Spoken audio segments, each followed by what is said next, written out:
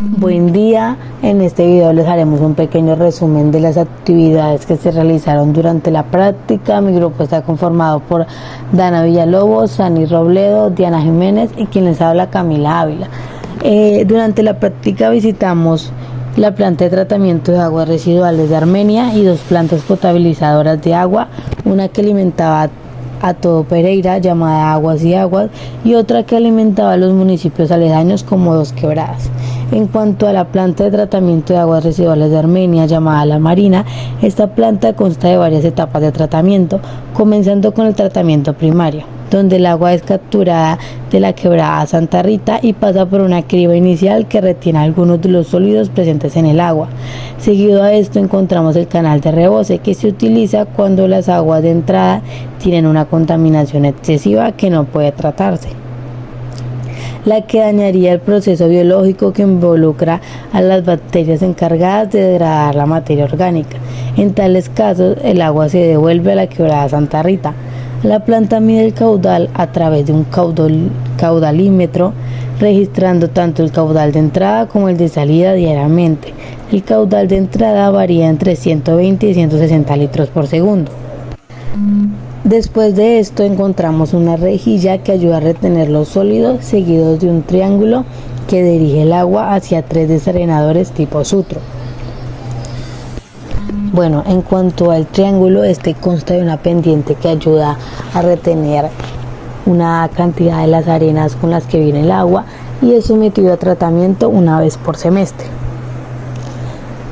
Bueno, el agua tratada pasa por la superficie de los desarenadores cónicos, donde se retienen las arenas que posteriormente se envían a un pozo de arenas y de allí al lecho de secado de arenas.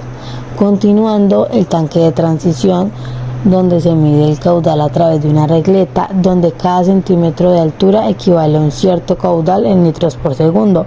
El canal de transición tiene una pendiente de guía, la cual se encarga de llevar el agua hacia las trampas de grasas. Allí las grasas se acumulan en la superficie debido a su solubilidad y densidad y se retiran mediante un barredor que las lleva a un canal que conduce a un pozo de grasas. Estas grasas luego se bombean al lecho de secado de grasas utilizando cal para retener olores y aglomerarlas. Finalmente se encuentra el tanque de igualación que homogeniza las arenas y grasas que no se pudieron recolectar en los procesos anteriores, evitando que lleguen a las motobombas y las dañen. Cada motobomba tiene una capacidad de 225 litros por segundo, pero solo se utilizan 110 litros por segundo. Además de la trampa de grasas, hay un tanque de grasas adicional que se utiliza en caso de un exceso de grasas. La planta consta de dos módulos idénticos que operan de manera similar y tratan entre el 16% y 17% de las aguas residuales de Armenia. En cuanto al tratamiento biológico de los módulos, el proceso comienza con las aguas que ingresan a un canal equipado con una criba automática que retira los sólidos mediante un cepillo. Ya luego las partículas se sedimentan en desarenadores cónicos aislados a través de procesos físicos y pues el agua pasa a través de filtros percoladores donde se encuentran dos capas, una anaerobia sin oxígeno y otra anaerobia con oxígeno. En estos filtros se adhiere materia orgánica a los rosetones, eventualmente se suspenden los bombeos para permitir la degradación de esta materia orgánica. A continuación, el agua pasa por dos digestores, el primero y el secundario. De este proceso se generan lodos que se depositan en una cámara de gaseamiento de lodos y luego en lechos de secados de lodos que se encuentran en una parte del terreno donde se ha cultivado.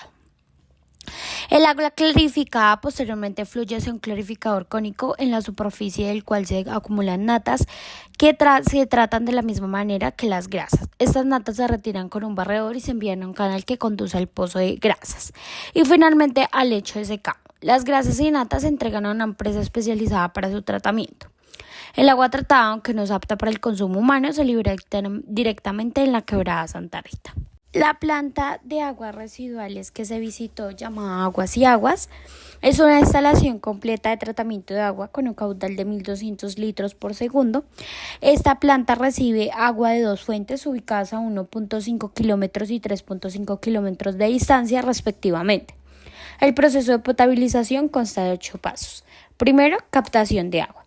La captación del agua se realiza en la laguna de Otún y luego se dirige a la boca toma antes de llegar al tanque de carga de la planta de tratamiento de aguas potable PETAP.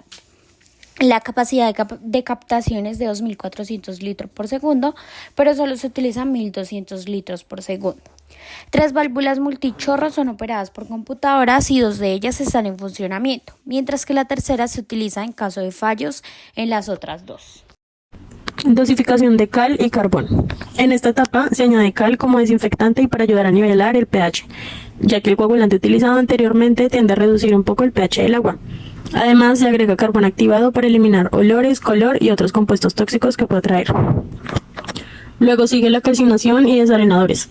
Allí se lleva a cabo un proceso de calcinación para filtrar la arena del agua mediante sedimentación y mallas. Esta parte cuenta con 3 desarenadores y el agua que sale de ahí se divide en 3 plantas. En la Quimbaya, con una capacidad de 650 litros por segundo, la Písamo con una capacidad de 900 litros por segundo y finalmente la Aurora con una capacidad de 550 a 600 litros por segundo. En todas se realiza el mismo proceso. En la etapa de coagulación se elimina la turbidez y el color del agua. En la etapa de la floculación se realiza un proceso muy similar a la prueba de jarra, solo que a mayor escala que en un laboratorio, y este cuenta con 5 floculadores en total. Sedimentación. El agua se mantiene en reposo y en esta etapa se permite que las partículas más grandes se suspendan. En el proceso de filtración se realiza mediante lechos de arena, grava y antracita, que es similar al carbón activado. Cabe recalcar que estos filtros se lavan cada 48 horas. Finalmente, se lleva a cabo la etapa de desinfección con cloro.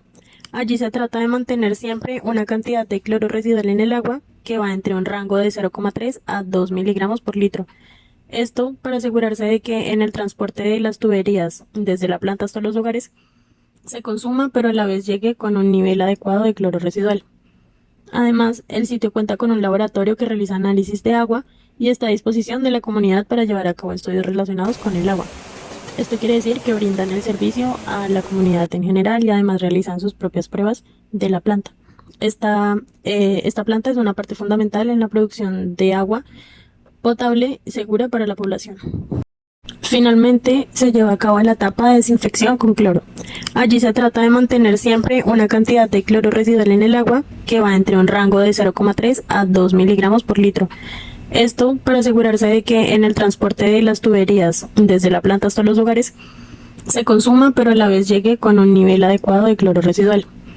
Además, el sitio cuenta con un laboratorio que realiza análisis de agua y está a disposición de la comunidad para llevar a cabo estudios relacionados con el agua. Esto quiere decir que brindan el servicio a la comunidad en general y además realizan sus propias pruebas de la planta. Esta planta es una parte fundamental en la producción de agua potable y segura para la población. El tercer lugar fue a otra planta de tratamiento de agua. Allí notamos que no contaba con todos los procesos que habíamos observado en la planta anterior. Aquí se describen los procesos y observaciones relevantes. Dosificación de aluminio y cal. Este se realiza en un salón ubicado a 7 kilómetros de la toma de muestras del río y a pesar de tener una capacidad para tratar 600 litros por segundo de agua, actualmente solo se manejan 433 litros por segundo. En esta planta notamos la presencia de floculadores que son componentes esenciales en el proceso de coagulación, floculación y sedimentación. Sin embargo, había un desafío relacionado con las altas temperaturas, ya que la exposición directa al sol afectaba la formación de los flóculos, lo que a su vez podía obstruir o alterar otros procesos. También se identificaron 3 sedimentadores en funcionamiento. Respecto a los filtros, la planta estaba equipada con 9 de estos y se utilizaba una combinación de arena, grava y antracita en este proceso. El último proceso se llevaba en la cámara de cloración, donde se realizaba un proceso para pasar el cloro de estado gaseoso a estado líquido para así poder tratar el agua. En cuanto a la visita a la Universidad Politécnica de Pereira, se destacan las siguientes experiencias y aprendizajes. Se tuvo la oportunidad de adquirir nuevos conceptos como la cromatografía, un método que permite identificar, separar y cuantificar los componentes de una mezcla. Se recibió también un valioso mensaje por parte del profesor encargado del recorrido. enfatizando que en todos los procesos existe una lógica y una base que los sustenta y que no son simplemente resultados de magia.